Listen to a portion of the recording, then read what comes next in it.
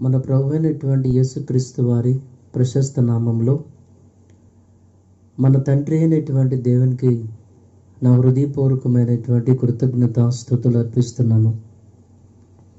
అలాగనని దేవుని వాక్యాన్ని ఆసక్తిగా వింటున్నటువంటి దేవుని పిల్లలైన మీ అందరికీ నా ప్రత్యేకమైన వందనాలు తెలియపరుస్తున్నాను. ఎలా ఉన్నారు? బాగున్నారా?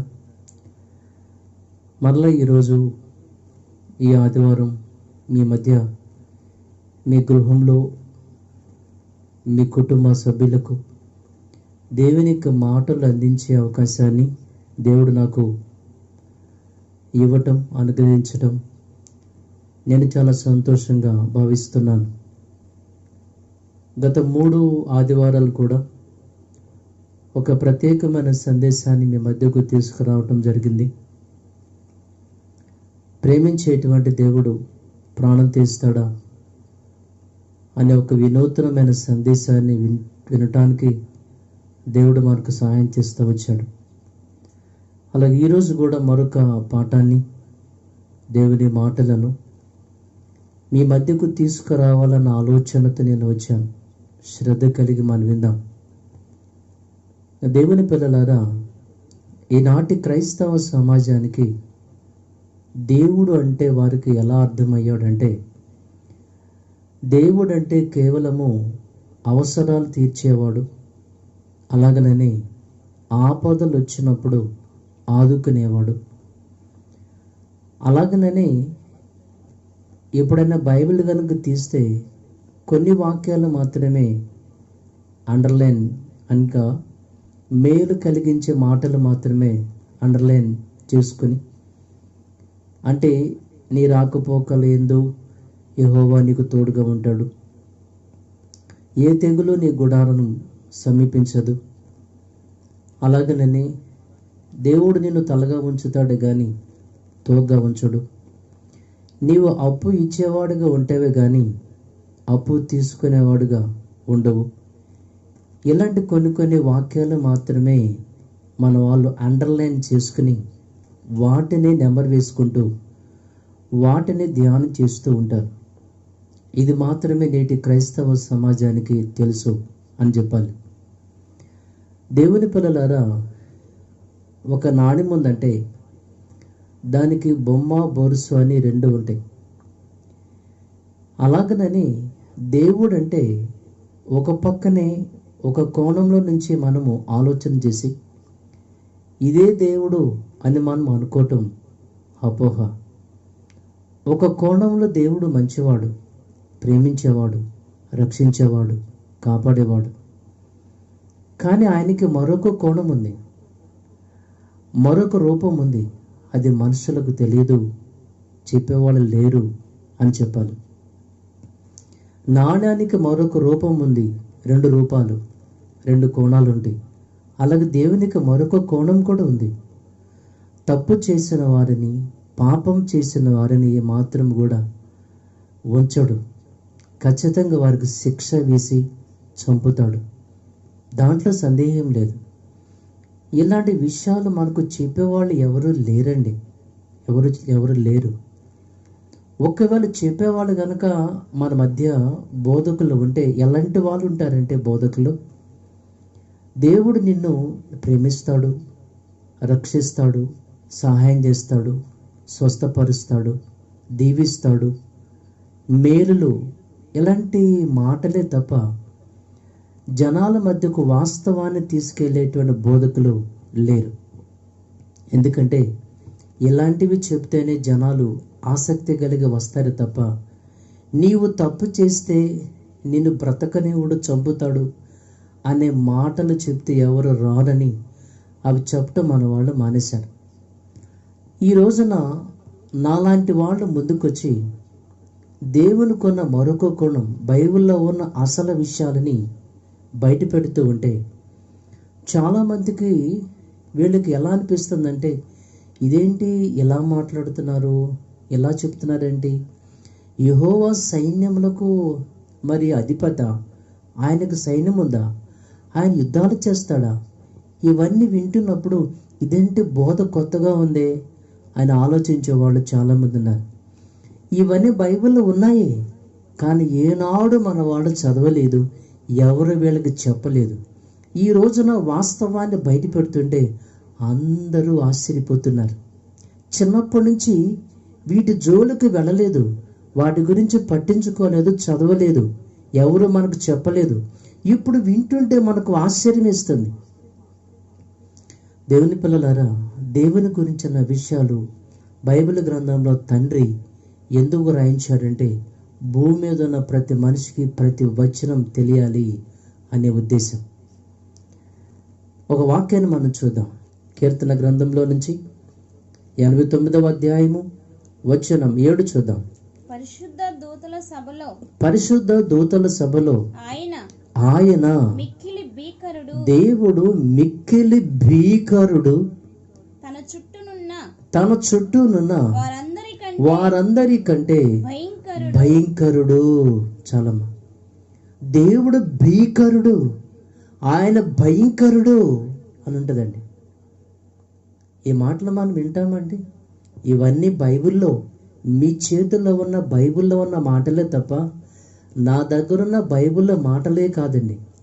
ప్రతి బైబిల్ గ్రంథంలో ఉన్న మాటలు ఆయన భీకరుడు, భయంకరుడు అని ఉంది.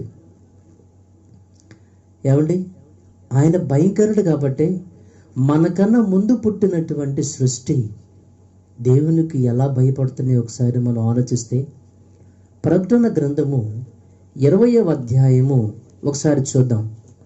ప్రకటన గ్రంథం 20వ అధ్యాయము 11వ వాక్యం ఒకసారి మనం విందామండి. మరియు ధవళమైన మహాసింహాసనమును దాని యందు ఆసీనుడై ఉన్న ఒకనిని చూచాను.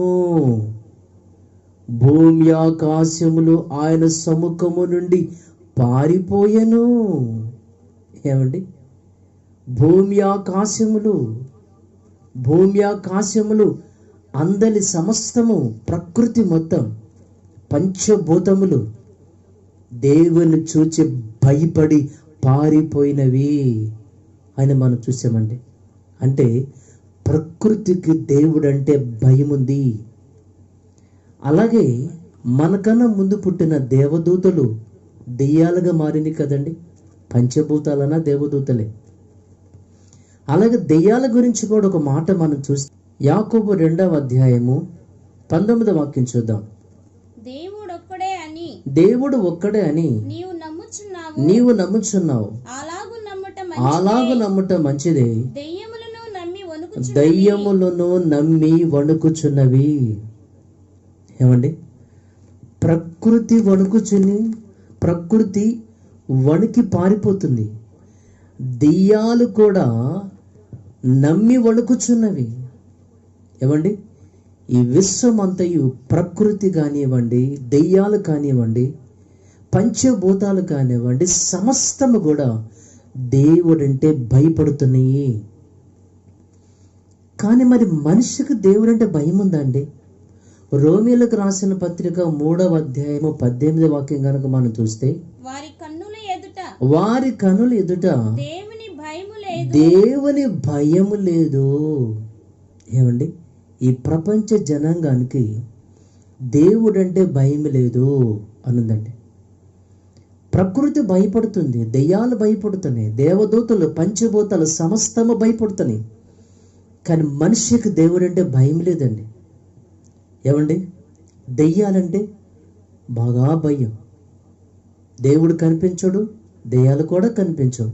కానీ కనిపించని దెయ్యాలంటే మనిషికి భయం.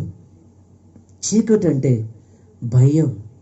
ఏదైనా ఒక శవాన్ని చూస్తే భయం, రక్తాన్ని చూస్తే భయం, క్రూర మృగాలు చూస్తే భయం, పాములు చూస్తే భయం, పురుగులు చూస్తే భయం, వైరస్లు అంటే భయం.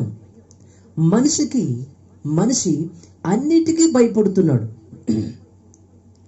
మనిషి ప్రతి దానికి భయపడుతున్నాడు, కానీ దేవునికి భయపడట్లేదు. దేవుడంటే భయం లేదు. దేవుడంటే భయపడే ప్రసంగాలు లేవు ఇప్పుడు. ఏ కాడకి నువ్వు ఎలా ఉన్నా, ఏం చేసినా, ఎలా బ్రతికినా నేను దేవుడు ప్రేమిస్తాడు, ఆశీర్వదిస్తాడనే భజనే తప్ప దేవుడు నిన్ను శిక్షిస్తాడు, నీవు తప్పు చేస్తే దేవుని కొరకు జీవించబోతే నిన్ను చంపేస్తాడు అని చెప్పే బోధకులు ఎక్కడండి ఇప్పుడు? ఏమండి? అలాగా దేవుడు అంటే భయపడే ప్రసంగాలు లేవు కాబట్టి ఈ రోజున నేను ముందుకొచ్చాను. దేవుడు అంటే ప్రతి మనిషి భయపడాలి. ఒక వాక్యాన్ని మనం చూద్దాం. 96వ కీర్తన 9వ వాక్యం ఒకసారి మనం ఆలోచించినట్లయితే, ఓకే అమ్మా. పరిశుద్ధ అలంకారం ధరించుకుని యెహోవాకు నమస్కారము చేయుడి.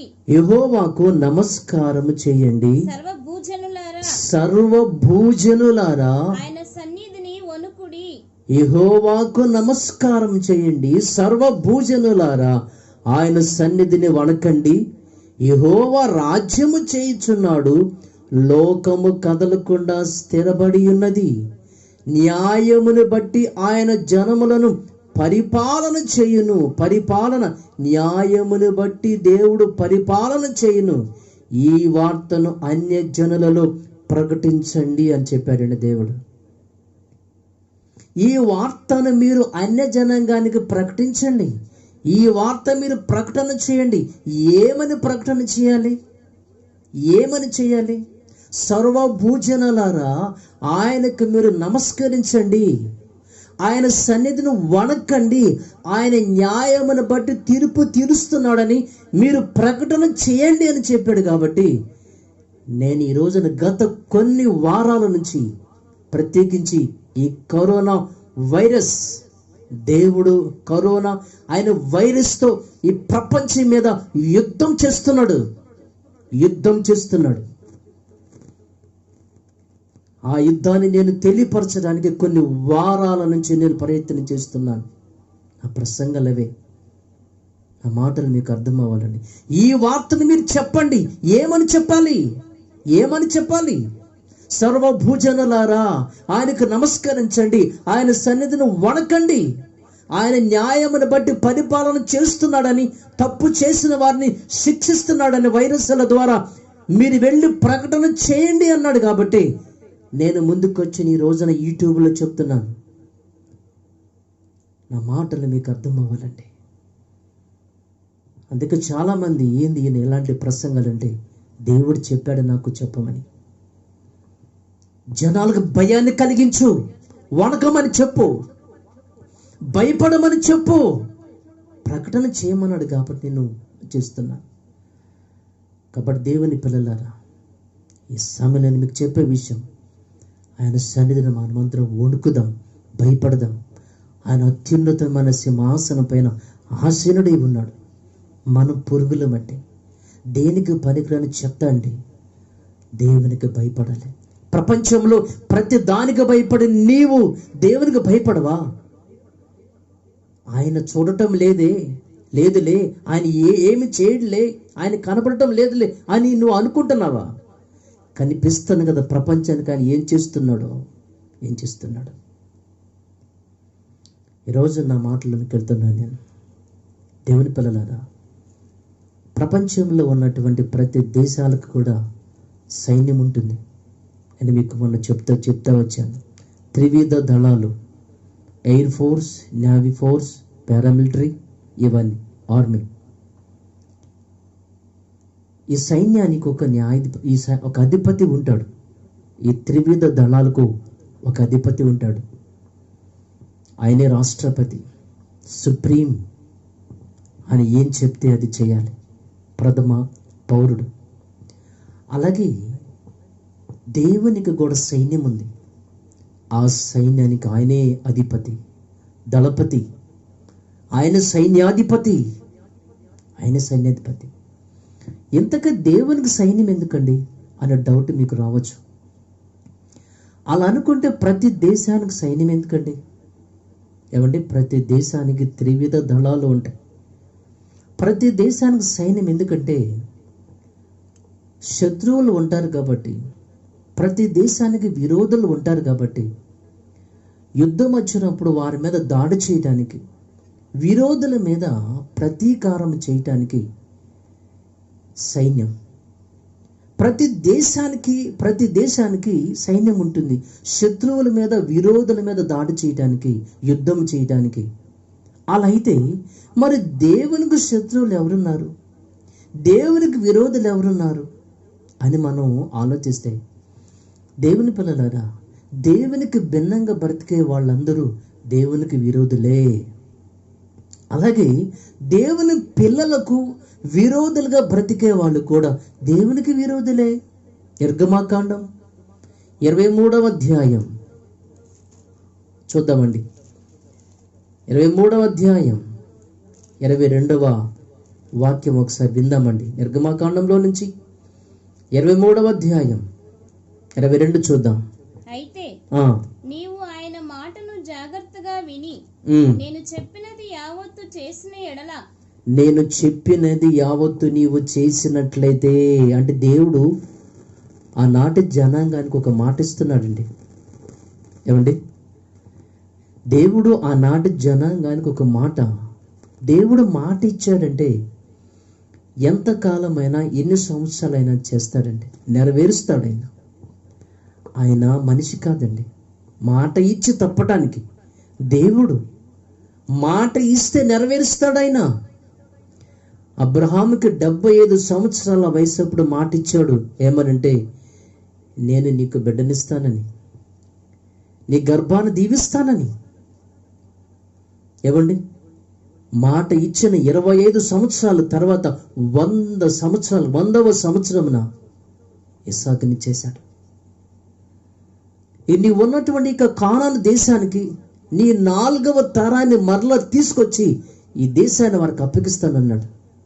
4వ తరం అంటే అబ్రహాం, ఇస్సాకు, యాకోబు, తన పిల్లలు 4వ తరం ఇజ్రాయేలీలకు ఇక దేశం ఇస్తానన్నాడు. ఇచ్చాడు. దేవుడు మాట ఇస్తే నెరవేరుస్తాడంతే. ఇక్కడ ఒక మాట ఇస్తున్నాడు వాళ్ళకి. ఏ మాట? ఇంకొకసారి విందాం. 22వ వచనం. అయితే నీవు ఆయన మాటను జాగ్రత్తగా విని, నీవు ఆయన మాట జాగ్రత్తగా విని నేను చెప్పినది యావత్తు చేసిన ఎడల, నేను చెప్పినది యావత్తు నీవు చేసినట్లయితే, నేను నీ శత్రువులకు శత్రువును, నేను నీ శత్రువులకు శత్రువును, నీ విరోధులకు విరోధినై ఉందును, నీ విరోధులకు విరోధినై ఉందును. ఏమండి, అంటే నీ శత్రువే నా శత్రువు, నీకు ఎవడి విరోధో వాడు నాకు విరోధి అన్నాడు. మాట ఇచ్చాడు. చాలా కాలం అయిపోయింది. ఐగుప్తు దేశం నుంచి ఇశ్రాయేలీయులు కానాను దేశం వచ్చారు. దాన్ని ఆక్రమించేసుకున్నారు. ఆ తర్వాత వాళ్ళందరికీ న్యాయాధిపతులను ఇచ్చాడు. న్యాయాధిపతుల కాలం కూడా అయిపోయింది. తర్వాత వాళ్ళకి రాజులను ఇవ్వటం ప్రారంభించాడు. సౌలు రాజు కాలంలో మొట్టమొదటి రాజు అయిన ఆ రాజుగారికి దేవుడు ఒక మాట చెప్తున్నాడు. ఒకసారి విందామా? సమూయేలు మొదటి గ్రంథం 15వ అధ్యాయము 2వ వాక్యం మనం వినొచ్చు. సైన్యములకు అధిపతియగు యెహోవా సెలవిచ్చినదేమనగా, అమాలేకీయులు ఇశ్రాయేలీయులకు చేసినది నాకు జ్ఞాపకమే. వారు ఐగుప్తుల నుండి రాగానే అమాలేకీయులు వారికి విరోధులై మార్గమందు వారి మీదకి వచ్చిరి గదా. కాబట్టి నీవు పోయి కనికరింపక అమాలేకీయులను హతము చేయొచ్చు. ఓకే అండి, ఈ వాక్యాన్ని మీరు తర్వాత మీరు చూసుకోండి, మీకు అర్థమవుతుంది. అంటే ఇక్కడ దేవుడు రాజును నియమించిన తర్వాత సౌలు గారికి ఒక మాట చెప్తున్నాడు. అదేంటంటే, నాయన, అమాలేకీయుల విషయమై వాళ్ళు ఇశ్రాయేలీయులు ఐగుప్తు దేశం నుంచి వచ్చేటప్పుడు ఇశ్రాయేలీయులకు వాళ్ళు ఏమి చేశారో, ఏమండి, నిజానికైతే వాళ్ళు మర్చిపోయి ఉంటారండి. ఏమండి, దేవుడు అన్నమాట ఏంటంటే, నీవు వాళ్ళందరినీ చంపాలి, వాళ్ళందరినీ, అమాలేకులందరినీ నువ్వు చంపాలి. నిజానికి ఆలోచిస్తే ఇశ్రాయేలీయులకు చేసినది నాకు జ్ఞాపకమే అన్నాడు ఆయన. దేవుడు మర్చిపోడు. దేవుడు మాట ఇస్తే మర్చిపోడు. దేవుడు మాట ఇస్తే మర్చిపోడు. నీ శత్రువు నా శత్రువు, నీకు విరోధైన వాడు నాకు విరోధి. వీళ్ళు మర్చిపోయి ఉంటారు, దేవుడు మర్చిపోలేదు. నాకు జ్ఞాపకమే అన్నాడండి. ఇశ్రాయేలీల పట్ల అమాలేకీయులు చేసింది నాకు జ్ఞాపకమే, కాబట్టి నీ వెళ్ళి వాళ్ళందరిని చంపు అన్నాడు. ఇంతకు వాళ్ళు ఏం చేస్తుంటారు? ఐగుప్తు దేశం నుంచి ఇశ్రాయేలీలు కానాను దేశానికి వెళుతున్నప్పుడు వాళ్ళు ఏం చేస్తుంటారో మనకు తెలియాలంటే ద్వితీయోపదేశ కాండానికి మనం ఒకసారి వెళ్ళాలి. ఏమా? ద్వితీయోపదేశ కాండం 25వ అధ్యాయం 17వ వాక్యం చూద్దాం. మీరు ఐగుప్తులో నుండి వచ్చుచుండగా మార్గమున అమాలేకీయులు నీకు చేసిన దానిని జ్ఞాపకం చేసుకొనుము. అతడు దేవునికి భయపడగా, అమాలేకీయులకు దేవుడంటే బొత్తిగా భయం లేదు.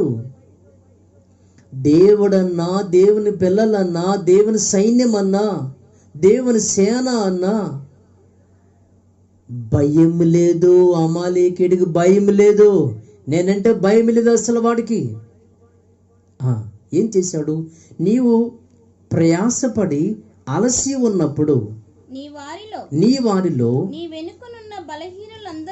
వెనుక ఉన్న బలహీనులందరినీ ఏమంటే చేసిన పని ఏంటి? వీళ్ళు ఎర్ర సముద్రాన్ని దాటి కానాను దేశానికి వచ్చేటప్పుడు మొట్టమొదటిగా వాళ్ళు చేసిన యుద్ధం ఎవరితో అంటే వారితోనే. నిజానికి అమాలేకులు చేసినటువంటి పని వీరి పట్ల ఏంటండి? వాళ్ళ గురించి దేవుడు ఏమన్నాడు? నీవు ప్రయాసపడి అలసిపోయావు. ఇశ్రాయేలీయులు ప్రయాసపడి ప్రయాణంలో అలసిపోయారు.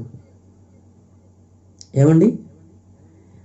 ప్రయాసపడి అలసిపోతే మధ్యలో అమాలేకులు, అంటే ఆ మార్గాన గుండా ఇశ్రాయేలీయులు వెళ్ళాలి కాబట్టి, ఆ మార్గం కూడా ఇశ్రాయేలీయులు వెళ్ళాలి కాబట్టి, నీకు చేతనైతే, అమాలేకులకు చేతనైతే కొంచెం వాళ్ళకి నీళ్ళు ఇవ్వాలి, ఒక ముద్ద అన్నం పెట్టాలి, అది వాళ్ళు తినే భోజనం పెట్టాలి చేతనైతే. నీకు ఒకవేళ చేత కాలేదనుకోండి మానుకోవాలి. కానీ వాళ్ళు అసలు యుద్ధానికి కూడా సిద్ధపడని టైంలో వాళ్ళు ప్రయాసపడి అలసిపోయినప్పుడు నీవేమి చేసావు? వాళ్ళు ఏం చేశారు? వాళ్ళు ఏం చేశారంటే బలహీనులందరినీ హతము చేశాను అన్నది. ఎంత తప్పండి, ఎంత తప్పండి అది. అందుకని దేవుని మనసు బాధేసింది. ఆయన గుర్తు పెట్టుకున్నాడు. నీవు మర్చిపో, ఇశ్రాయేలీలు కానాను దేశం వచ్చారు. ఆ దేశం వాళ్ళు 40 సంవత్సరాల తర్వాత వాళ్ళు కానాను దేశాన్ని ఆక్రమించుకున్నారు. ఆ తర్వాత వాళ్ళని న్యాయాధిపతులు మరి పరిపాలన చేశారు. ఎప్పుడుకో కొన్ని సంవత్సరాల తర్వాత నాకు జ్ఞాపకమే అన్నాడు. అంటే నీవు చేసిన తప్పు నీవు మర్చిపోయినా దేవుడు మర్చిపోడు అనే విషయం మీకు గుర్తు రావాలి. అలాగనే దేవుని కొరకు నీవు బ్రతుకుతున్నప్పుడు, నీకు దేవుడు ఏమి ఇవ్వాలనుకున్నాడో, ఏమి చేయాలనుకున్నాడో నీవు మర్చిపోయినా ఆయన మాత్రం మర్చిపోడు. గుర్తుపెట్టుకోవాలి మనం. ఇశ్రాయేలీయుల విషయంలో దేవుడు చూపినటువంటి తన ప్రేమ, తన కృప. అమాలేకీయుల విషయంలో వెళ్ళు, మొత్తాన్ని చంపే, నాకు జ్ఞాపకమే, నీ శత్రువే నా శత్రువు, నీకు విరోధే నా విరోధి అన్నాడు. సౌలు దేవుని యొక్క సైన్యాన్ని తీసుకుని వెళ్ళాడు, అమాలేకీయుల మొత్తాన్ని చంపేశాడు. దేవుని సైన్యమా? దేవుని సైన్యం అంటే ఎవరు అని మీకు డౌట్ రావచ్చు. ఇశ్రాయేలీయులు కూడా దేవుని సైన్యమే తెలుసా? మొదటి సమూయేలు గ్రంథం 17వ అధ్యాయము 26వ వచనం. దావీదు జీవము గల దేవుని సైన్యములను తిరస్కరించుటకు ఈ సున్నతి లేని ఫిలిస్తీయుడు ఎంతటి వాడు. దావీదు మాట్లాడుతున్నాడండి. సున్నతి లేని ఇక ఫిలిస్తీయుడు దేవుని సైన్యమైన ఇశ్రాయేలీయులను తిరస్కరించడానికి వీడు ఏ పాటి వాడు, ఎంతటి వాడు అంటున్నాడు. అంటే ఇశ్రాయేలీయులు కూడా దేవుని సైన్యమే అని మనకు అర్థమవుతుంది. ఇలా మనము ఆలోచించుకుంటూ పోతే దేవునికి విరోధంగా, దేవునికి భిన్నముగా జీవిస్తున్న వారందరిని దేవుడు తన సైన్యంతో హతమార్చడం అనేది ప్రారంభ కాలం నుంచి మనం చూస్తూనే ఉన్నాం. గత వారంలో మనం విన్నాం దేవుని సైన్యం అంటే ఏంటనేది. పంచభూతాలన్నీ దేవునికి సైన్యమే. పంచభూతాలు మొత్తం దేవునికి సైన్యమే. ఆకాశ పక్షులు దేవుని సైన్యమే. క్రూర మృగాలు దేవుని సైన్యమే. ప్రాకే పురుగులు దేవుని సైన్యమే. వైరస్సులు కూడా దేవునికి సైన్యమే. అదే మనం పోయిన వారం విన్నాం. తనకు విరోధమైన, తనకు భిన్నమైన, తనకు శత్రువైన వారిని, ఏమండి, తనకు భిన్నముగా బ్రతుకుతున్న వారిని, తప్పు చేస్తున్న వారిని, పాపం చేస్తున్న వారిని సమూల నాశనం చేయటానికి, యుద్ధము చేసి సమూల నాశనం చేయటానికి ఆయన దగ్గర ఒక సైన్యం ఉంది. ప్రతి దేశంలో త్రివిధ దళాలే ఉంటాయి. ఆయన దగ్గర లెక్కకు మించి ఎన్నో రకాలైన సైన్యం ఉంది. ఆ సైన్యంతో ఆయన మొత్తాన్ని హతమారుస్తాడు. దేవుని పిల్లలారా, ఏ సైన్యం చేత ఈ ప్రపంచానికి నష్టం ఉందో, ఏ సైన్యం చేత దేవుడు ఈ ప్రపంచం యుద్ధం చేస్తున్నాడో, ఏ సైన్యం చేత యుద్ధం చేసి ప్రపంచాన్ని నాశనం చేస్తున్నాడో, అదే సైన్యంతో ఈ ప్రపంచాన్ని కాపాడుతున్నాడన్న సంగతి ఇప్పటికి చాలా మందికి తెలీదు. ఈరోజు నా ప్రసంగం కూడా అదేనండి. ఏంటంటే ఈ ప్రపంచాన్ని కాపాడే వారెవరు? ఈ ప్రపంచాన్ని కాపాడే వారెవరు? కాపాడుతుంది ఎవరు? ఏమండి, ప్రతి దేశంలో కూడా నండి ఆ దేశాన్ని కాపాడటానికి ఒక సైన్యం అనేది ఉంటుంది. శత్రువు అనేవాడు లోనికి రాకుండా కాపలా కాస్తూ ఉంటారు.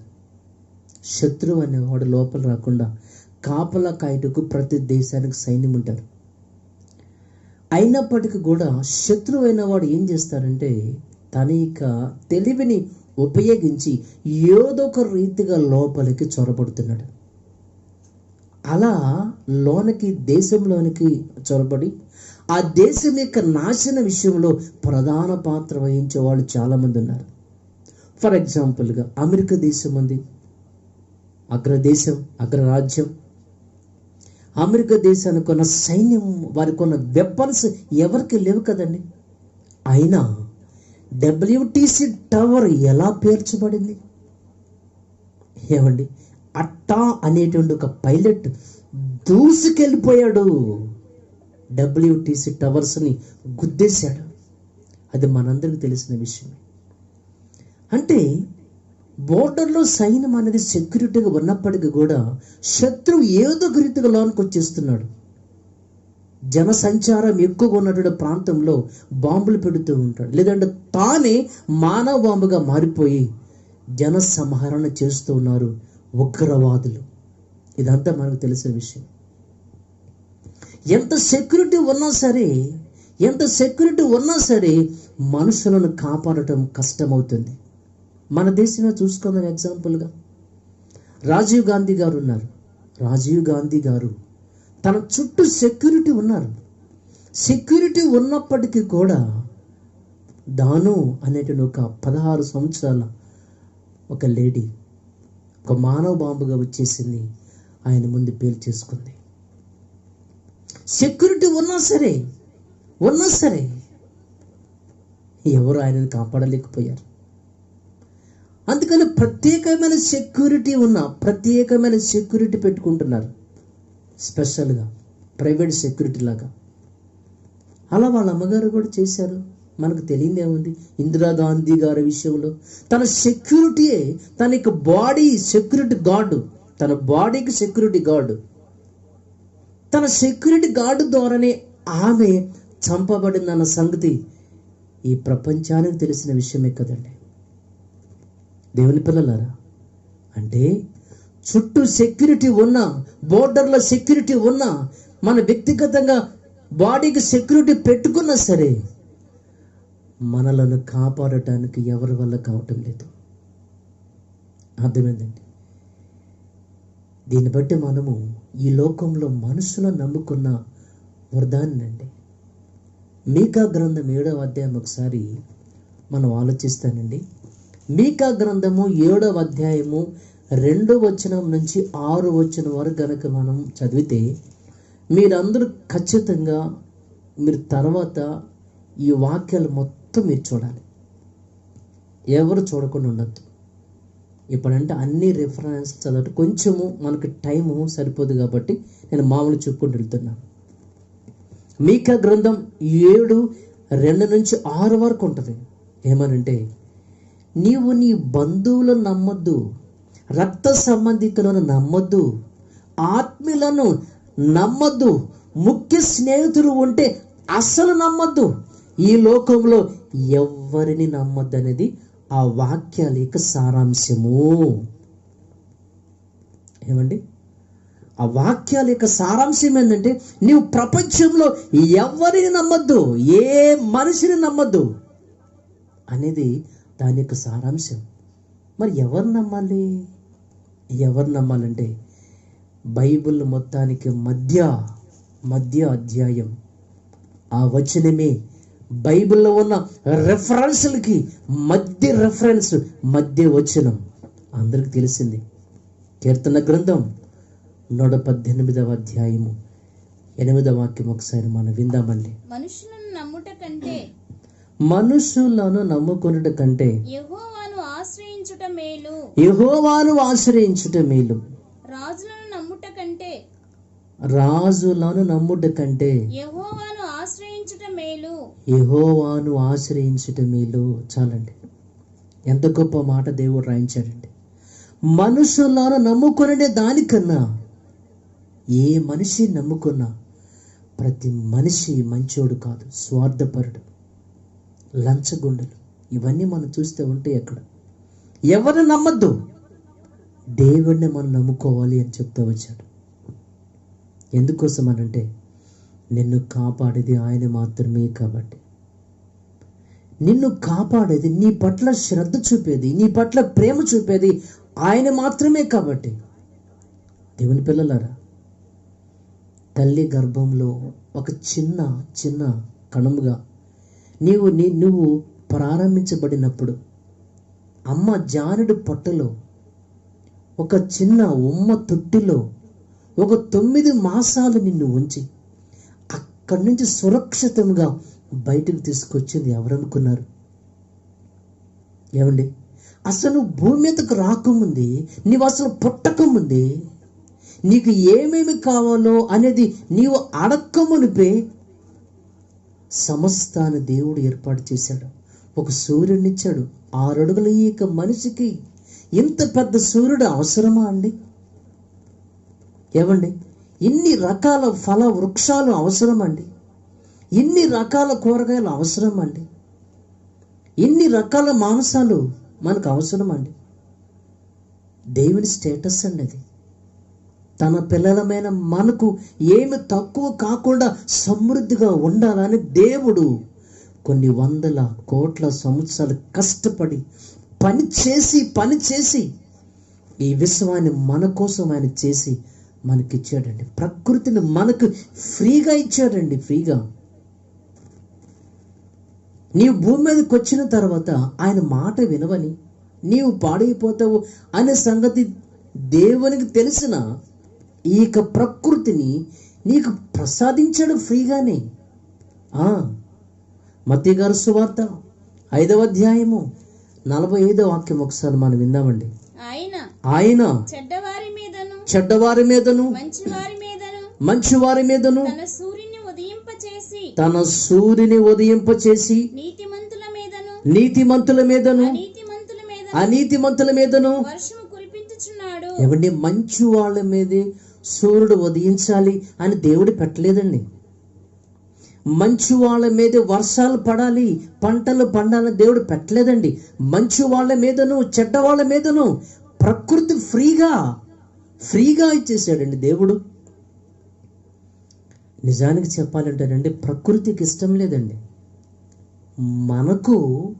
మనకు ఇవన్నీ కూడా ఇవ్వటానికి, మనకు సేవ చేయటానికి ప్రకృతికి ఇష్టం లేదంటండి. అది కూడా చూద్దామా? రోమా 8వ అధ్యాయము వచనం 20 చూద్దాం. ఎలయనగా సృష్టి నాశనమునకు లోనైన దాస్యముల నుండి విడిపింపబడి దేవుని పిల్లలు పొందబోవు మహిమగల స్వాతంత్ర్యము పొందునను నిరీక్షణ గలదై స్వేచ్ఛగా కాక స్వేచ్ఛగా, ఈ ప్రకృతి మనకు స్వేచ్ఛగా సేవ చేయకుండా లోపరిచిన వాని మూలముగా లోపరిచిన వారెవరు?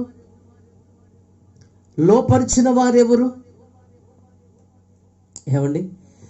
ఆదాముని అవ్వను పుట్టించిన తర్వాత భూమిని నిండించి దానిని లోపరుచుకోండి అన్నాడండి. ఇక ప్రకృతిని దేవుడు మనిషికి లోబడేటట్లుగా చేశాడండి. అందుకని దానికి, ఈ విశ్వానికి, ఈ ప్రకృతికి ఇష్టం లేదు, మనకు సేవ చేయటం దానికి ఇష్టం లేదు. అందుకే స్వేచ్ఛగా కాకుండా లోపరిచాడు దేవుడు. లోపరిచాడు కదా, లోపరిచిన వాని మూలముగా దేవుడు లోపరిచాడు కాబట్టి తప్పదని సేవ చేస్తుంది మనకి. ఎందుకంటే మనమందరం పాడైపోయాం కాబట్టి అండి. మంచి వాళ్ళకి సేవ చేయాలనే ఆశ దానికి ఉంది, ప్రకృతికి ఉంది. కానీ మనము పాడైపోయి దేవునికి భిన్నంగా మనం జీవిస్తున్నామని ప్రకృతి యొక్క మనసు పాడైపోయి బాధపడి సేవ చేయటానికి కూడా ఇష్టం లేదు. కానీ లోపరిచాడు కదా, దేవుడు చెప్పాడు కదా అని సేవ చేస్తున్నాయి అవి. దీన్ని బట్టి మన తండ్రి ఎంత గొప్పవాడు మనకి అర్థమవుతుందండి. ఎంత గొప్ప దేవుడు అండి ఆయన. నీవు మంచివాడవి కాకపోయినా సరే ప్రకృతి సేవ చేయడానికి నీకు అప్పగించాడంటే ఎంత ఉన్నతమైనటువంటి ఆయన ప్రేమ అండి. నిన్ను కాపాడుతున్నాడు, అయినా కాపాడుతున్నాడు. నువ్వు దేవునికి భిన్నంగా జీవిస్తున్నా సరే, నువ్వు సాతానికి లోబడి జీవిస్తున్నా సరే, దేవునికి మనసును గాయపరిచేటువంటి నీచమైన పనులు నీవు చేస్తున్నా సరే, నిజంగా దేవుడు నిన్ను వెంటనే శిక్షకు అమలు చేయలేదు. ఏవండి, ఒకప్పుడండి అపవాది తప్పు చేశాడు. అపవాది తప్పు చేస్తే దేవుడు ఏం చేశాడండి? అపవాది తప్పు చేస్తే దేవుడు ఏం చేశాడంటే వెంటనే తీసుకుని వెళ్ళి పాతాళంలో పడేశాడు. ఏమండి, అపవాది తప్పు చేస్తే పాతాళంలో పడవేసినప్పుడు, మరి నీవు తప్పు చేస్తే, మనుషులమైన మనమందరము తప్పు చేస్తే, 103వ కీర్తన 10వ వాక్యం చూద్దాం. మన పాపములను బట్టి మనకు ప్రతీకారము చేయలేదు, మన దోషములను బట్టి మనకు ప్రతిఫలం ఇయ్యలేదు. ఎంత గొప్ప దేవుడండి. మన పాపాలను బట్టి, మన యొక్క దోషాన్ని బట్టి ప్రతీకారం చేయలేదు, శిక్ష వేయలేదు దేవుడు. మరి ఏం చేశాడంటే తన ప్రియ కుమారుడైనటువంటి యేసుక్రీస్తు వారిని ఈ లోకానికి పంపించాడు. ఆ యేసుక్రీస్తు వారు కార్చిన రక్తము ద్వారా నీవు చేసిన పాపాలను, నీ అతిక్రమాలను శుభ్రం చేసి తన వద్దకు తీసుకురావాలని ఆలోచన. నువ్వు ఎప్పుడు వస్తావు ఆయన దగ్గరకని దీర్ఘశాంతం గలవాడై ఎదురు చూస్తున్నాడు. ఆయన ఎదురు చూస్తూనే ఉన్నాడు.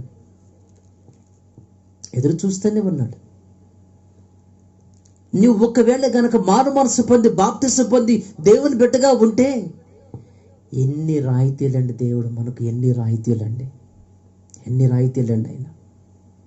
ఏమండి, ఎన్ని రాయితీలండి. సింహపు పిల్లలైనా లేమి కొంటే ఏమో కానీ, ఆకలి కొంటే ఏమో కానీ తిండి లేక. ఏమండి, సింహపు పిల్లలు ఎక్కడైనా ఆకలితో ఉంటాయండి? ఒకసారి చూద్దాం ఆ వాక్యము. కీర్తన గ్రంథం 34వ అధ్యాయము 9వ వచనం. ఏమండి, అడవికి రాజు అంటారు సింహాన్ని. సింహము అడవికి రాజు అయితే, ఏమండి, అడవికి రాజైన సింహానికి తన పిల్లలకు ఫుడ్కి ఏమాత్రం కొరత ఉండదు కదండి. అది రాజుది. రాజుకు ఫుడ్కి ఏంటి? ఫుడ్కి దానికి ఏం కొరత ఉంటుంది? ఏమండి, ఉండదు కదండి. ఒకవేళ సింహపు పిల్లలైన ఆకలిగా ఉంటాయేమో, ఆకలితో ఉంటాయేమో, కానీ నా యందు భయముతో భక్తితో బ్రతికే వారి విషయంలో అలాంటి పరిస్థితి రాదన్నాడు. నా నీతి నా రాజ్యాన్ని మొదటి వెతకండి, మీరు మీ సంగతి నేను చూసుకుంటానన్నాడు కదండి. ఎన్ని రాయితీలండి ఆయన దేవుడు.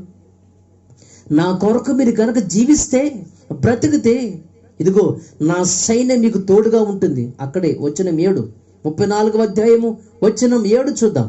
యెహోవా యందు భయభక్తులు గలవారి చుట్టూ, భయభక్తులు గలవారి చుట్టూ ఆయన దూత కావలి ఉండి, ఆయన దూత, ఆయన సైన్యము కావలి ఉండి వారిని రక్షించును. ఏమండి, నేను మీకు చెప్పే మాట అది. ఏ దూతల చేత, ఏ సైన్యం వలన మనకి కీడు ఉందో, మనకి సమస్య ఉందో, మనకి ప్రమాదం ఉందో, ఏ దూతల వలన దేవుడు మనతో యుద్ధం చేస్తున్నాడో అదే దూతల వలన మనకి సంరక్షణ. తన దూతలను పెట్టి నీ పాదాలకు రాయి తగలకుండా పట్టుకునేటువంటి సెక్యూరిటీ దేవుడు మనకి ఇచ్చారంటే ఎంత గొప్ప విషయం అండి ఇది. ఏమండి, నీవు జీవించినంత వరకు నీకు ఎటువంటి మరి ప్రాబ్లం లేకుండా తనకు దూతనికి సంరక్షణ. లాస్ట్కు నువ్వు దేవుని కొరకు బ్రతికి చనిపోయిన తర్వాత ఇక్కడ నుంచి నిన్ను తన దగ్గరకు తీసుకుని పోవటానికి కూడా తన సైన్యమే భూమి మీదకి వస్తుంది తెలుసా. లోకసువార్త 16వ అధ్యాయము 22వ వాక్యం ఒకసారి మనం విందామండి. ఆ దరిద్రుడు చనిపోయి, ఆ లాజరు చనిపోయి దేవదూతల చేత అబ్రహాము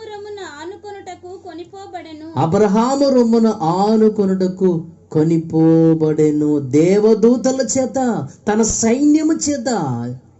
ఎంత గొప్ప భాగ్యం అండి అసలు. ఎంత గొప్ప భాగ్యం. దూతలు వచ్చి లాజరుని తీసుకుని వెళ్ళిపోయినండి దేవుని దగ్గరికి. దీన్ని బట్టి మనకు ఏమర్థమవుతుందంటే, మనము తల్లి గర్భంలో పడిన దగ్గర నుండి భూమి మీదకి వచ్చిన దగ్గర నుంచి మరలా మనం ఈ భూమి మీద నుంచి తిరిగి ఆయన దగ్గరకు వెళ్ళేంత వరకు కూడా జాగ్రత్తగా కాపాడటానికి తన అద్భుతమైన సైన్యాన్ని మనకు తోడుగా ఉంచి, సెక్యూరిటీగా ఉంచి, మనము ఈ భూమి మీద నుంచి పైకి వెళ్ళేంత వరకు, ఆయన దగ్గరకు వెళ్ళేంత వరకు కూడా కాపాడే బాధ్యత దేవుడు తీసుకుని, ఎంత గొప్ప సంరక్షణ అండి. ఎవరికి లేని గొప్ప సెక్యూరిటీ, కనిపించని సెక్యూరిటీ. దూతలకి సైన్యం మనకు తోడండి. ఆయన మాత్రమే నిన్ను కాపాడుతున్నాడు. ఆయన మాత్రమే నీవున్న ప్రాంతాన్ని కాపాడుతున్నాడు. ఆయన మాత్రమే నీవున్న దేశాన్ని కాపాడుతున్నాడు, ఈ ప్రపంచాన్ని కాపాడుతున్నాడు. ఆ విషయం మర్చిపోవద్దు. మనం అర్థమైందండి, మర్చిపోవద్దు. 127వ కీర్తన 1వ వాక్యం ఒకసారి విందాం. యెహోవా ఇల్లు కట్టించిన ఎడల వారు కట్టువారి ప్రయాసము వ్యర్థమే. యెహోవా పట్టణమును కాపాడని ఎడల, యెహోవా పట్టణమును కాపాడకపోతే దాని కావలి కాయువారు దానిని కావలి కాసేవారు మేలుకొని ఉండుట వ్యర్థమే. ఏమంటే మనం ఎక్కువగా మన వాళ్ళు ఎలాంటి మాటలు మాట్లాడుతూ ఉంటారంటేనండి, బోర్డర్లో మన సైన్యం, మన సెక్యూరిటీ, వాళ్ళు రేయనక పగలనక వాళ్ళు కాపలా కాస్తున్నారు కాబట్టి మనం సురక్షితంగా ఉన్నాము, మనం సురక్షితంగా ప్రశాంతంగా జీవిస్తున్నామని చాలామంది చెప్పుకుంటారు ప్రతి దేశంలో కూడా. ఏమండి, బోర్డర్లో సెక్యూరిటీ, వాళ్ళు రాత్రి అనక పగలనక వాళ్ళు కాపలా కాస్తున్నారు కాబట్టి మనం సురక్షితంగా ఉన్నాం. అది నిజమే అయితే, అది వాస్తవం అయితే, ఏమండి ఇక్కడ ఉన్న మాట ఏంటంటే, యెహోవా పట్టణమును గనక కాపాడకపోతే దానికి కావలి కాసేవాళ్ళు మెలుకుగా, ఒకసారి ఏముందాం అక్కడ, అది దాని కావలి కాయువారు మేలుకొని ఉండుట వ్యర్థమే. ఏవండి, ఇంకొకసారి యెహోవా పట్టణాన్ని, యెహోవా పట్టణమును కాపాడని ఎడల, యెహోవా ఆ పట్టణాన్ని కాపాడకపోతే దానిని కావలి కాసేవాళ్ళు మెడుకుగా ఉన్నా వ్యర్థమే. వ్యర్థమే. ఏమండి, అంటే వాళ్ళు అక్కడ మెడుకుగా ఉండి కాపలా కాసిన అసలు దేవుడు కనుక కాపాడకపోతే మన ప్రాంతాన్ని, వాళ్ళు మెలుగుకున్న వ్యర్థమే. ఇప్పుడు ఏమైంది మరి?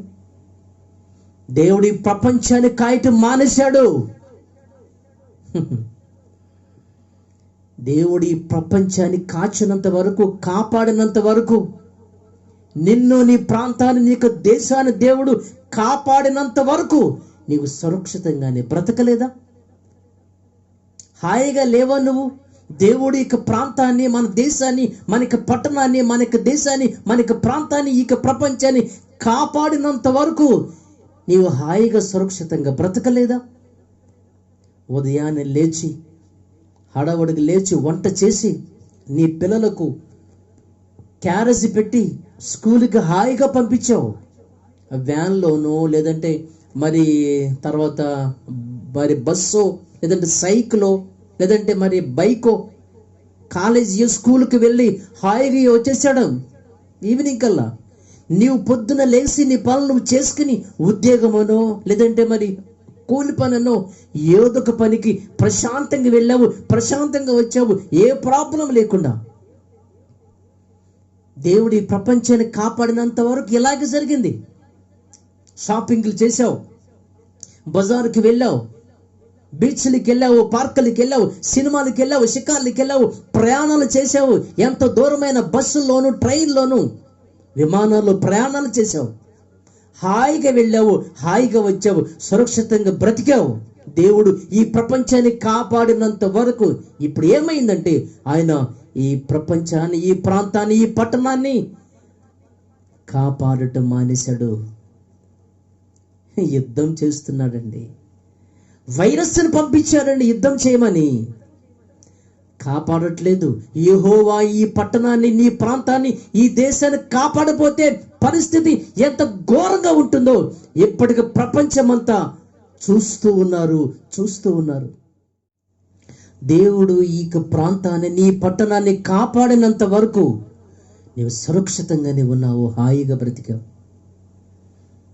దేవుడు కాపాడటం మానేశాడు. అందుకే బయటికి వెళ్ళాలంటే భయం, బయట అడుగు పెట్టాలంటే భయం, పిల్లలను స్కూల్కి పంపాలంటే భయం, నీవు పనికి వెళ్ళాలంటే భయం, షాపింగ్కి వెళ్ళాలంటే భయం, బీచ్కి వెళ్ళాలంటే భయం, పార్క్ వెళ్ళాలంటే భయం, బజార్ కంటే భయం. మాస్క్ వేసుకు వెళ్ళాలి, బయటికి వెళ్ళి వస్తే శుభ్రంగా హ్యాండ్స్ వాష్ చేసుకోవాలి. దేవుడు ప్రపంచాన్ని కాపాడితే ఎలా ఉంటుందో, కాపాడటం ఆపేస్తే ఎలా ఉంటుందో నీకు ఇప్పటికైనా తెలియాలి. దేవుని పిల్లలారా, తెలియాలి. కాపాడినంత వరకు క్షేమంగానే ఉన్నావు. యెహోవా పట్టణాన్ని కాపాడకపోతే బోర్డర్లో సైనికులు మెలకుగా ఉన్నా సరే నిన్ను ఎవడు కాపాడలేడు. ఎలా ఆపుతావు? యుద్ధం చేసేది మనుషులా? కాదు కదండి, దేవుడు యుద్ధం చేపిస్తున్నాడు. ఎలా? ఆయన కాపాడితే నువ్వు బాగుంటావు. కాపాడినంత వరకు బాగానే ఉన్నావు. దేవుడు ఎప్పుడైతే ఈ పట్టణాన్ని, ఈ ప్రపంచాన్ని కాపాడటం మానేశాడో బయటికి వెళ్ళటానికి మనుషులకు భయం వేస్తుంది. చిన్న జలుబు చేస్తే భయం, దగ్గొస్తే భయం, హెడేక్ వస్తే భయం, జ్వరం వస్తే భయం, గుండె కొంచెం నొప్పిగా ఉంటే భయం వేస్తుంది. ఇప్పుడు కొంతమందికి కరోనా రాకపోయినా సరే వచ్చిందేమోనన్న భయంతో ఆత్మహత్య చేసుకుంటున్నారంటే ఈ భయము ఎంత తారస్థాయికి వెళ్ళిందో నేను మీకు కొత్తగా చెప్పనక్కర్లేదండి. వింటున్నాం రోజు మనం. ప్రపంచమంతా భయంతో వణికిపోతున్నారు. ద్వితీయోపదేశకాండం 28వ అధ్యాయం 66వ వచనం చూద్దాం. నీకు ఎల్లప్పుడూ ప్రాణ భయము కలిగి ఉండుము. దేవుని మాట వినకపోతే, దేవునికి దూరం అయితే, నీవు చేసే నీచమైనటువంటి నీ పనులను బట్టి, నువ్వు ఎల్లప్పుడూ ప్రాణభయము కలిగి ఉండుము. ప్రాణభయము, ఎల్లప్పుడు ప్రాణభయంతో ఉంటావు. ఈ ప్రపంచం అంతా ప్రాణభయంతో ఉందండి. ఏమండి, దేవుడు సురక్షితంగా కాపాడినంత వరకు ఈ ప్రపంచాన్ని మనిషి విర్రవీగాడు, లెక్క చేయకుండా జీవించాడు. అగ్ర దేశాలైతే, అగ్ర రాజ్యాలైతే నిజంగా అహంకారంతో ఎలా విర్రవీగిని మనకు తెలియదు కాదండి. అమెరికా లాంటి దేశాలు, చైనా లాంటి దేశాలు, అగ్ర దేశాలు, జపాన్, జర్మనీ, రష్యా లాంటి దేశాలండి. ఏమండి, వారి దగ్గర ఉన్నటువంటి సెక్యూరిటీని బట్టి కానివ్వండి, డబ్బును బట్టి కానివ్వండి, టెక్నాలజీని బట్టి కానివ్వండి, విర్రవేగలేదా అండి? ఈ రోజున ఏమైంది? ఒక్కొక్క దేశంలో పెట్టలాగా రాలిపోతున్నారు. ఏమైన నీ యొక్క వెపన్స్, నీ సైన్యం అంతా ఏమైపోయింది? పాశ్చాత్య దేశాలలో పరిస్థితి ఎలా ఉందంటే చచ్చిపోతున్నారు అందరూ. వాళ్ళు గనక ఇక్కడికి వస్తే మన దేశానికి, అమ్మో మన దేశానికి తెల్లదొరలు వచ్చారు అని చెప్పుకునే నీవు, ఈ రోజున నువ్వు అనుకున్న ఆ తెల్లదొరలే లక్షల మంది కూలిపోతున్నారు. అక్కడ ఒక్క అమెరికా దేశంలోనే 1,00,000కు దగ్గర పడుతున్నారు చచ్చిన శవాలు. అక్కడ పాశ్చాత్య దేశాలలో తెల్లవాళ్ళందరూ కూలిపోతున్నారండి. ఈ విషయం కూడా బైబిల్లో రాయబడి ఉందంటే మీకు ఆశ్చర్యం కలగక మానదు. విలాప వాక్యములండి 4వ అధ్యాయము వచనం 7 చూద్దాం. ఓకేమ్మా. దాని గనులు హిమము కన్నా శుద్ధమైన వారు, హిమము కన్నా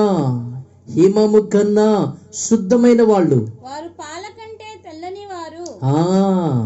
పాల కంటే తెల్లదొరలో, హిమము కన్నా శుద్ధమైన వాళ్ళు, వారు పాల కంటే తెల్లని వారు, వారి శరీరములు పగడముల కంటే ఎర్రనివి, వారి దేహకాంతి నీలము వంటిది. అయితే అట్టి వారి ఆకారము ప్రజెంట్ బొగ్గు కంటే నలుపాయను, వారిని వీధులలో చూచువారు వారిని గుర్తుపట్టజాలరు. తర్వాత వారి చర్మము వారి ఎముకలకు అంటుకొని ఉన్నది. ఏమండి, వాళ్ళ పరిస్థితి ఎంత దుర్భరంగా ఉంది ఈ రోజున.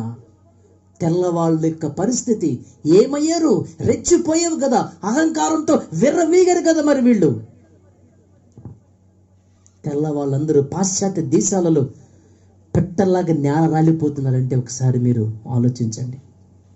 దేవుని పిల్లలారా, దేవుడు ప్రపంచాన్ని కాపాడినంత వరకు మాత్రమే మనం బాగుంటామండి. మన పట్టణాన్ని, మన దేశాన్ని, మన గ్రామాన్ని దేవుడు కాపాడినంత వరకే మనం బాగుంటాం. ఒక్కసారి దేవుడు కనుక కాపాడకపోతే, బోర్డర్లో సెక్యూరిటీ మెడుకుగా ఉన్నా సరే ఎవరు కాపాడలేరు. చచ్చిపోతున్నారండి లక్షల మంది. ఏమండి, ప్రతి సంవత్సరం కూడా మన వాళ్ళ పండక్కి, అంటే క్రిస్టమస్కో, లేకపోతే ఈస్టర్కో, లేకపోతే ఇంకా వేరే జనవరి పండగను, ఇలా మన వాళ్ళు రకరకాల పండగలు ఉంటాయి కదండి. పండగలకు మన వాళ్ళు ఏం చేస్తారంటే అందరూ కూడా ఇల్లును శుభ్రం చేసుకుంటారు. చక్కగా ఇల్లంతా బూజు శుభ్రంగా క్లీన్ చేసుకుని, ఇల్లంతా శుభ్రంగా మరి కడుక్కోవటం, శుభ్రం చేసుకోవటం. ప్రతి సంవత్సరం పండగ మన వాళ్ళు ఇల్లంతా శుభ్రం చేసుకుంటారు కదండి. అలాగే దేవుడు కూడా ప్రతి 100 సంవత్సరాలకు ఒకసారి, ప్రతి 100 yearsకి ఒకసారి భయంకరమైనటువంటి వ్యాధులను ఈ భూమి మీదకు పంపించి శవాలని, దుర్మార్గపు పనులు చేసే వాళ్ళందరినీ, పాపం చేసే వాళ్ళందరినీ బూజు దులిపినట్లు దులిపేస్తున్నాడంటండి. ఏబు గ్రంథం 38వ అధ్యాయము 12వ వాక్యం ఒకసారి మనం విందాం. అరుణోదయము భూమి దిగంతముల వరకు వ్యాపించినట్లును అది దుష్టులను తనలో ఉండకుండా దులిపివేయనట్లును తనలో ఉండకుండా దులిపివేయనట్లును. నువ్వు ఎప్పుడైనా ఉదయమును కలగజేసితివా? ఏమండి, భూమి దుష్టులను తనలో ఉండకుండా, అప్పుడప్పుడు ఇదిగో దులిపివేస్తుంది, దుష్టులను తమలో ఉండకుండా. ఏమండి, మన ఇంట్లో దుమ్ము ఈ రీతిగా మనం శుభ్రం చేస్తామో, దులుపుతామో, అలాగే దేవుడు కూడా దుమ్మును దులుపుతున్నాడు. దుష్టులను, తప్పు చేసేవారని, పాపము చేసేవారని ఆయన దుమ్ము దులిపేస్తున్నాడు. ప్రతి 100 సంవత్సరాలకు 50 సంవత్సరాలకు ఆయన ఇష్టం ఆయన ఎప్పుడైనా చేస్తాడు ఆయన. ప్రజెంట్ అదే జరుగుతుంది. ప్రపంచమంతా దుమ్ము దులిపేస్తున్నాడు.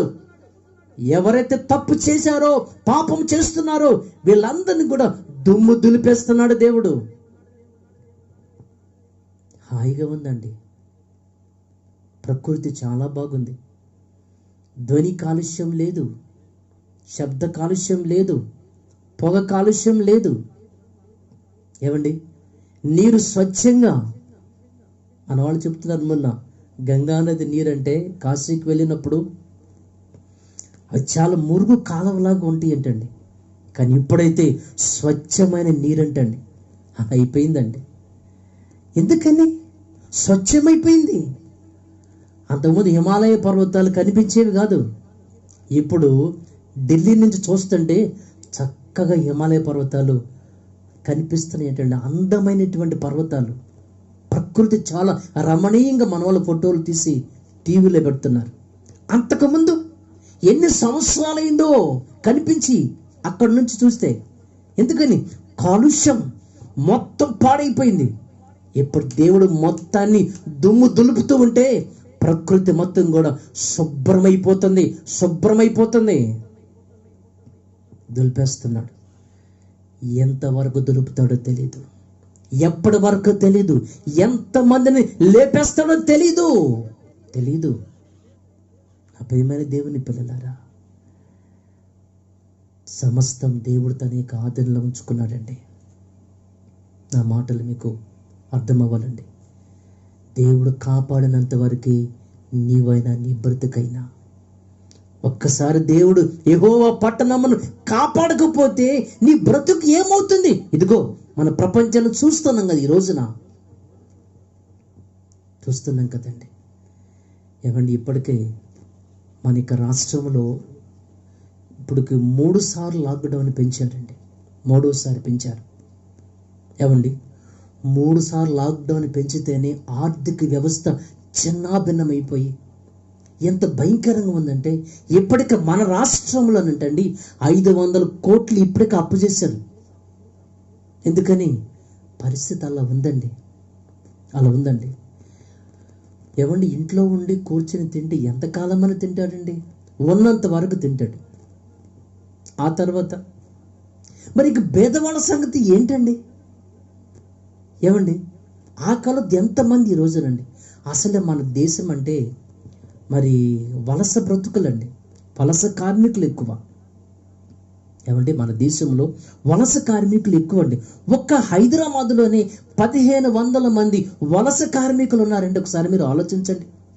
15 లక్షల మంది ఒక్క హైదరాబాద్లోనే 15 లక్షల మంది ఉన్నారు. ఆయా చోట్లకు వెళ్ళిపోయారు, ఆయా రాష్ట్రాలకు వెళ్ళిపోయారు బ్రతకడానికి, కూలి చేసుకుని బ్రతకడానికి. కానీ ఇప్పుడేమో కూలి చేసుకోవడానికి ఏమో పనులు లేవు, అక్కడేమో ఉండనీటి లేదు. సొంత ఊరు వెళ్ళాలని, సొంత గ్రామానికి వెళ్ళాలని, సొంత దేశం వెళ్ళాలని, సొంత ప్రాంతం వెళ్ళాలని నాయనా కేంద్ర ప్రభుత్వాన్ని విజ్ఞప్తి చేస్తే, కోరితే, ఈ రోజున కేంద్ర ప్రభుత్వం ఏం చేస్తుందో మీకు తెలియదు కాదు. ఒక ప్రత్యేకమైన రైళ్లను వాళ్ళకి ఏర్పాటు చేశారు. ఎవరి దేశం వాళ్ళు వెళ్ళిపోండి, ఎవరి ప్రాంతం వాళ్ళు వెళ్ళిపోండి. కొంతమంది అయితే పక్క రాష్ట్రం అయితే ఎంత దూరమైనా సరే కాలి నడకన అలాగే వెళ్ళిపోతున్నారండి వీళ్ళు. దుబాయ్లో ఉన్నవాళ్ళు, ఇతర దేశాలు ఉన్నవాళ్ళు, అయ్యా మమ్మల్ని మేము వచ్చేసేయాలి ఎక్కడికి, మా దేశం మంచి ఏదో ఒక రీతికి మమ్మలను ఆ దేశానికి పంపించండి అయ్యా, మేము వెళ్ళిపోతామని ప్రతి వాళ్ళు కూడా సొంత ఊరు వెళ్ళాలని వీళ్ళు వెళ్ళిపోతున్నారు అందరూ. ఈ వాక్యం కూడా బైబిల్లో ఉందంటే మీకు ఆశ్చర్యం కలగక మానదు. యెషయా గ్రంథం 13:14 చూద్దాం. అప్పుడు తరమపడుచున్న జింక వలెను, పోగు చేయని గొర్రెల వలెను, జనులు తమ తమ స్వజనుల తట్టు తిరుగుదురు, తమ తమ స్వదేశములకు పారిపోవుదురు. ఏమండి, సొంత దేశాలకు వెళ్ళిపోదురు, సొంత గ్రామాలకు వెళ్ళిపోతారు. అదే జరుగుతుంది. It's happening in the world. అందరు కూడానండి వారి సొంత అయ్యా వెళ్ళిపోవాలయ్యా మా దేశానికి, పంపించండి అయ్యా, పంపించండి. వాహనాలు లేకపోయినా సరే నడుచుకుంటూ మరీ వెళ్ళిపోతున్నారండి. వలస కార్మికులు, ఉద్యోగరీతి వెళ్ళిన వాళ్ళు. దేవుని పిల్లలారా, ఇప్పటికే 3 సార్లు లాక్డౌన్ పొడిగించారు. ఇంకా లాక్డౌన్ కనుక పొడిగిస్తే ప్రపంచ ఆర్థిక వ్యవస్థ ఏమైపోతుంది? మరి ముఖ్యంగా మన భారతదేశ ఆర్థిక పరిస్థితి ఏమైపోతుందండి? ఇలాగే కనుక లాక్డౌన్ కనుక కొనసాగితే దాదాపుగా 19 కోట్ల మంది వారి యొక్క ఉపాధిని కోల్పోతారంటండి. అధ్యయనాలు చెప్తున్నారు. 19 కోట్ల మంది ఉపాధిని కోల్పోతారు. ఆకలి చావులు ఎక్కువైపోతాయి ఏంటండి, ఆకలి చావులు ఎక్కువైపోతాయి ఏంటండి. ఇప్పుడు ఆల్రెడీ తిండి లేక ఎంతోమంది చనిపోయిన వాళ్ళు లేరంటే ఆల్రెడీ ఇతర దేశాలలో, మన దేశంలో కూడా ప్రారంభించబడింది. విలాప వాక్యము 4వ అధ్యాయము 9వ వాక్యం చూద్దాం. క్షామహతులు భూఫలము లేక పొడవబడి క్షీణించి పోయెదరు. ఖడ్గహతులు క్షామహతుల కన్నా భాగ్యవంతులు. ఖడ్గహతులు అంటే ఖడ్గముతో చనిపోయిన వారు. ఏమండి, ఖడ్గహతులు అంటే ఖడ్గముతో చంపిన వాడు. క్షామహతులు అంటే తిండి లేక చచ్చిపోయిన వాళ్ళు. అర్థమైందండి? ఖడ్గహతులు క్షామహతుల కంటే భాగ్యవంతులు అంటే వాళ్ళ చావే బెటరా? ఖడ్గంతో చనిపోయిన వాళ్ళ బ్రతికలే బెటరా? ఎందుకంటే క్షామంతో చచ్చిపోతున్న జనం ఇప్పటికే మొదలైంది. ఆల్రెడీ ప్రపంచంలో తిండి లేక ఆకలి చావులు ఎక్కువైపోయినాయి ఇప్పటికే ప్రారంభంలో.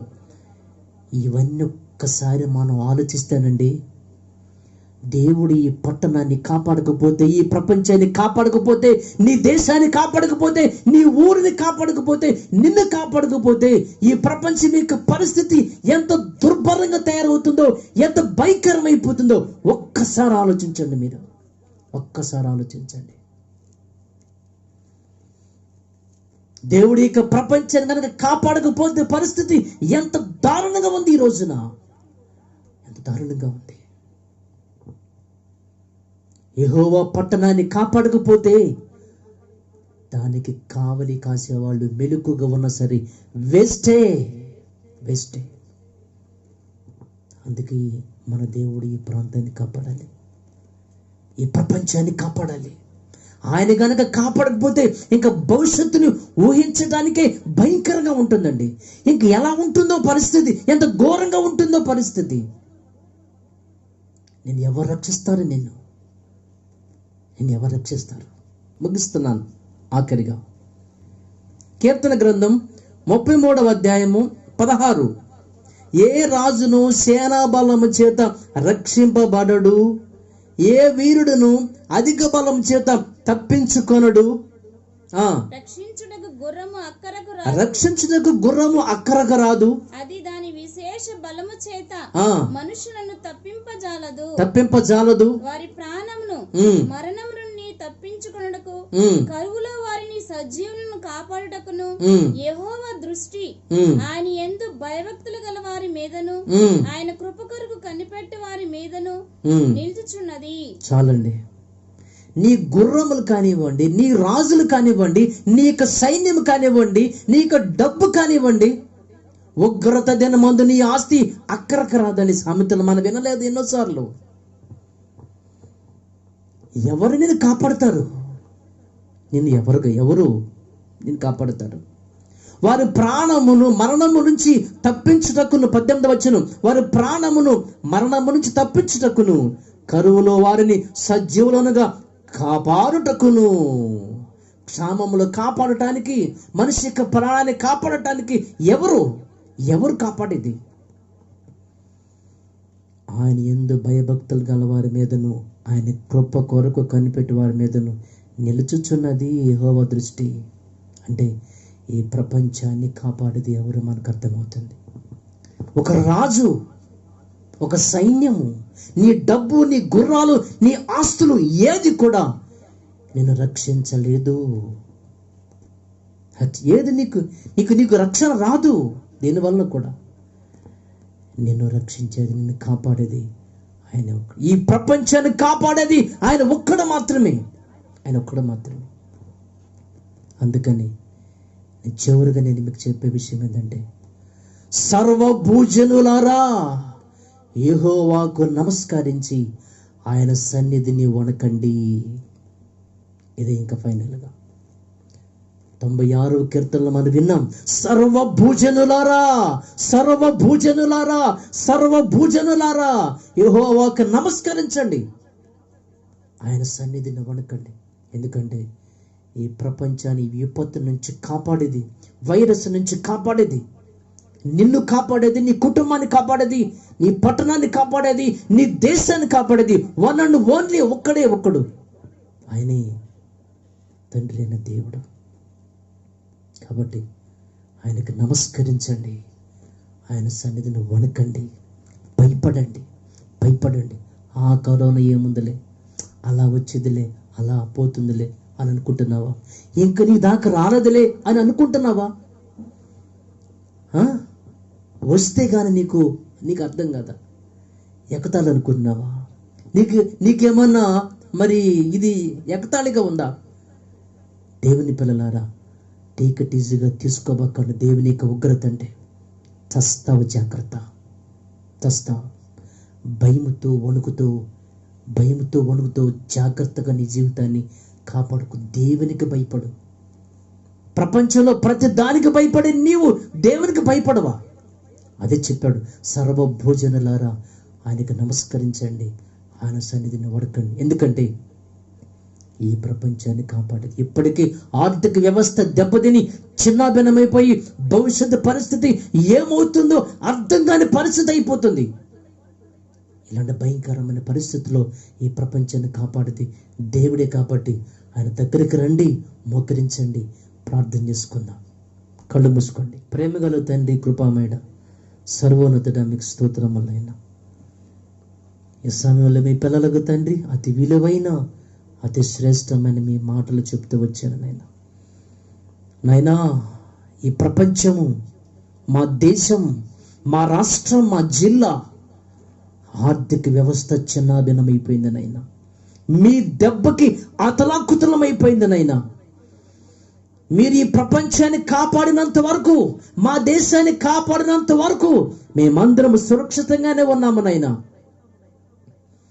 ఎప్పుడైతే నాయన మీరు కాపాడటం మానేసి వైరస్ బారిన పడేశారో నా ప్రభువా, ప్రతి మనిషి భయపడి బ్రతుకుతున్నాడు నైనా. రాబోయే కాలంలో పరిస్థితి ఎంత ఘోరంగా ఉంటుందో తెలియటం లేదు నైనా, తెలియరావటం లేదు. కాబట్టి ఈ వాక్యం వింటున్న ప్రతి మనిషినైనా, ప్రతి వ్యక్తి తండ్రి మీ సన్నిధికి వచ్చి నమస్కరించేదేవా, వణికేవారిగా ప్రతి ఒక్కరు ఉండాలని, మీ ఎడల భయము భక్తి కలిగి ఉన్న వారి మీదనే మీకు దృష్టి ఉంటుంది. కాబట్టి నాయన ప్రతి మనిషి భయముతో భక్తితో సాగాలని కోరుకుంటూ ఈ మాటలు దీవించమని యేసు పవిత్ర నామమున ఈ ప్రార్థన అడిగి వేడుకొనుచున్నాను తండ్రి. ఆమేన్, ఆమేన్. అందరికీ వందనాలండి.